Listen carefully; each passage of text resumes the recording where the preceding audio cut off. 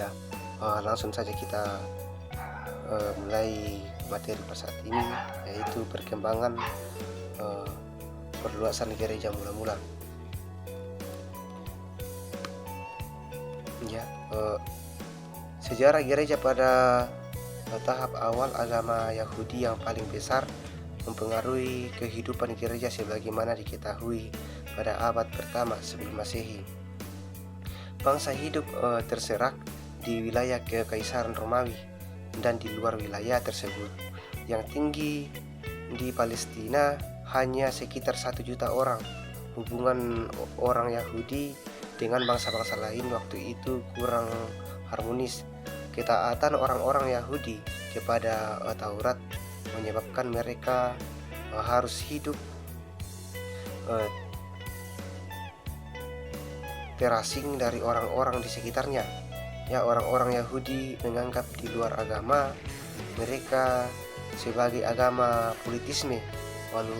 Walau demikian juga orang yang bukan Yahudi justru tertarik kepada agama Yahudi yang monoteistis. Ya, mereka yang memeluk agama Yahudi tersebut disebut orang-orang proselit. Ya, nomor 1, gereja berada dalam pemerintahan Romawi. Wilayah Kekaisaran Romawi mulai Selat Gibraltar sampai Sungai Frat, dan dari tanah Mesir sampai Inggris. Ya, bahasa yang digunakan sebagai bahasa pergaulan yaitu bahasa Yunani yang disebut pada zaman itu tersebut bahasa Koine.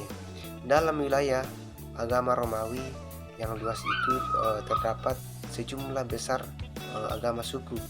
Namun banyak orang yang tidak puas dengan agama-agama yang lama, ya, dan mereka mencari jalan keselamatan dalam berbagai macam kepercayaan. Banyak juga memeluk agama Yahudi. Di Mesopotamia terdapat agama Babilonia dengan kepercayaannya ya kepada pengaruh takdir atas kehidupan manusia. Di daerah Iran terdapat agama Zoroaster yang oleh raja-raja Persia di sesudah tahun 425. Hellenisme, kebudayaan ini merumuskan kebudayaan Yunani dari zaman kejayaan kota Athena, ya, abad ke-5 dan 3 sebelum Masehi. Ya, lain itu ada upaya untuk mengawinkan agama Yunani dengan Hellenisme, misalnya Yolo dan Alexandria tahun 40-an. Ya.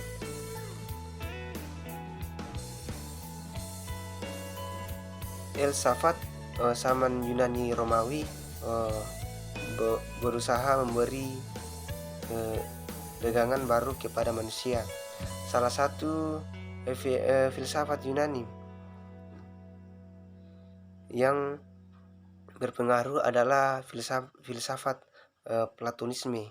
Aliran ini berasal dari Plato sekitar 375 sebelum Masehi pada abad yang ketiga. Ya, aliran ini mendapat bentuk yang baru dalam filsafat Plato yang Platonisme yang diberi nama Neoplatonisme.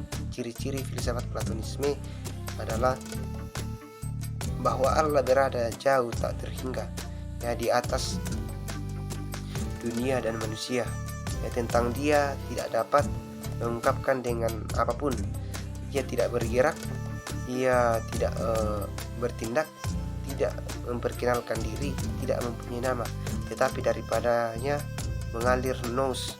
Artinya para pemikir. Selain itu juga mengalir logos, artinya firman, yang menyatakan nous Allah di dalam roh manusia. Dalam tata tertib dunia ini, nous dan logos merupakan pengantara antara Allah dengan manusia serta dunia. Mereka sepakat ilahi tetapi kadar keilahiannya tidak sampai kepada kesempurnaan mutlak, ya. Jadi dalam filsafat ini hakikat dipahami secara bertingkat. Yang nomor 2, abad pertama sejarah gereja. Dalam perkembangan ajarannya, gereja akhirnya menyadari bahwa ketaatan kepada hukum Taurat tidak boleh lagi dianggap sebagai syarat mutlak untuk memperoleh keselamatan. Pemahaman itu menyebabkan gereja tidak lagi membatasi dirinya kepada orang-orang Yahudi. Gereja meluas dan masuk di tengah-tengah dunia orang bukan Yahudi. Jadi sebelum itu orang Kristen pertama terdiri orang-orang Yahudi yang mana mereka tetap mengunjungi bait Allah serta sinagoge, dan mereka mentaati hukum Taurat. Ketika gereja dapat berkembang ke dalam dunia orang kafir, gereja menghadapi persoalan teologis, ya. Bagaimana dengan orang-orang Kristen yang bukan Yahudi itu? Orang-orang Kristen mentaati hukum Taurat juga harus mentaati hukum Taurat, ya. Dalam hal ini sikap Paulus sangat tegas bahwa tidak perlu lagi orang-orang Kristen untuk mentaati hukum Taurat, ya, sebagai syarat untuk memperoleh keselamatan. Tetapi banyak orang Kristen Yahudi yang tetap mempertahankan Taurat sebagai syarat keselamatan. Ya, sebagai syarat keselamatan, kelompok ini disebut sebagai orang-orang Yudais, ya. Pada awal perkembangan gereja, salah satu pusat perjanjian lama yang paling utama adalah Antiokhia. Di sini pertama kali muncul jemaat yang terdiri dari orang-orang kafir, ya. Bisa kita baca dalam Kisah Para Rasul pasal yang ke-11 ayat yang ke-20. Jemaat ini dipakai Tuhan sebagai alat untuk membawa Injil ke daerah-daerah yang lebih jauh. Utusan jemaat Antiokhia yang paling terkenal adalah Paulus, ya, mungkin yang membawa pemberitaan Injil pada saat itu. Paulus lah yang paling terkenal, ya. Cara pengungkapan iman Kristen pada abad kedua menggunakan didakhe, ya, pengajaran salah satu tulisan yang terkenal sesudah zaman para rasul adalah Didache yang ditulis di Syria tahun 100, ya. Kitab ini sangat seperti surat Yakobus. Isinya kitab, ya, Didache ini sangatlah pembacaan yang diharapkan dipilih jalan terhadap kehidupan dan jalan-jalan maut. Juga berisi kebiasaan-kebiasaan dengan halnya berpuasa, berdoa, beribadah, khususnya perayaan sakramen-sakramen, atau dalam ada juga tata-tata gereja. Ya, pada zaman perjanjian baru telah tersusun konsep gereja, ya. Di setiap jemaat terdapat penatua presbyterioi. Dari antara mereka dipilih para pemilik episkopoi. Disampaikan itu terdapat pula pengajaran dan nabi, ya. Mereka tidak dipilih tetapi dihormati, ya. Dia sangat disegani karena memiliki karunia roh yang dianugerahkannya.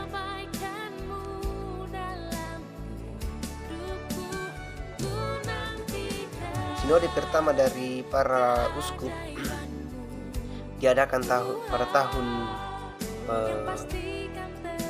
180. Dalam sistem ini, di mana uskup bersama-sama berkuasa dalam gereja, disebut dengan episkopalisme, ya. Sistem pemerintahan gereja ini masih terdapat dalam gereja Ortodoks Timur di Rusia dan Eropa Tenggara.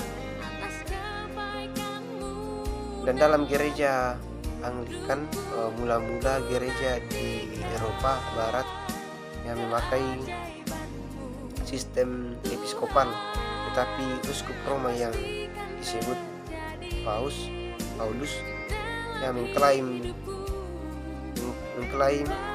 yang memiliki seluruh kekuasaan sehingga ia memerintah atas gereja Katolik Roma.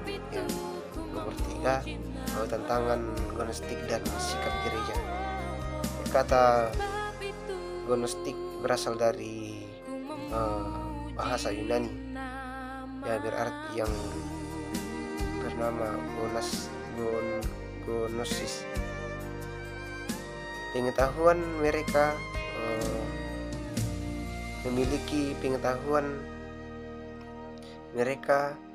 pengetahuan baru dan jauh lebih tinggi dari iman Kristen. Untuk melawan ajaran gnostik itu, para bapak gereja mendirikan 3 strategi.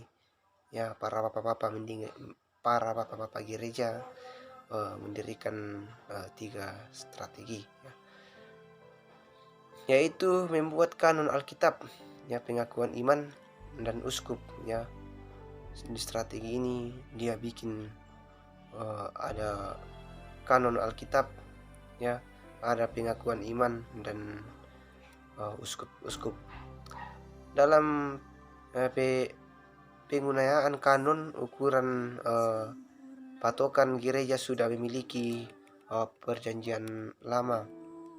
Dengan ketiga benteng tersebut, kanon, pengakuan iman, uskup, dalam perkembangannya gereja merasa sudah stabilitas, sehingga banyak orang Kristen tidak memiliki kerinduan akan kedatangan Tuhan Yesus, ya, seperti zaman para rasul. Nomor 4, penganiayaan dan penghormatan, ya. Semua gereja dianiaya, dihambat dan secara sistematis berusaha dihancurkan sampai tahun 250. Saat itu negara mengambil inisiatif untuk secara sistem memusnahkan agama Kristen.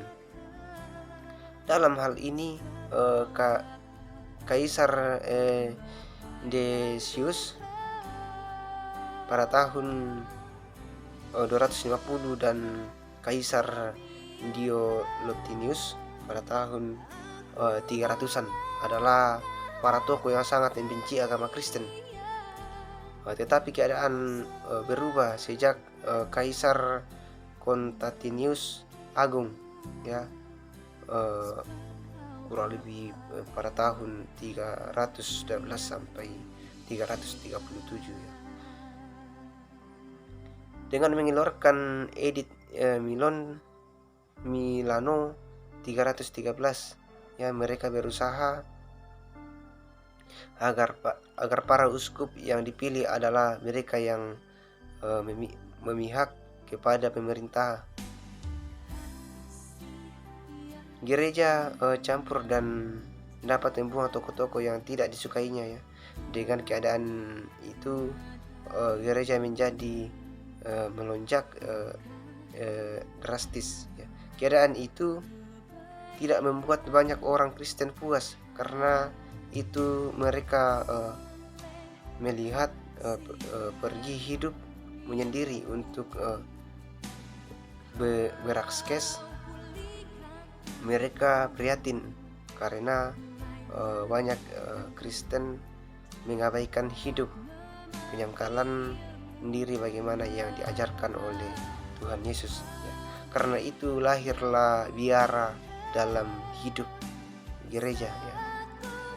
Itulah materi yang saya bisa sampaikan pada saat ini.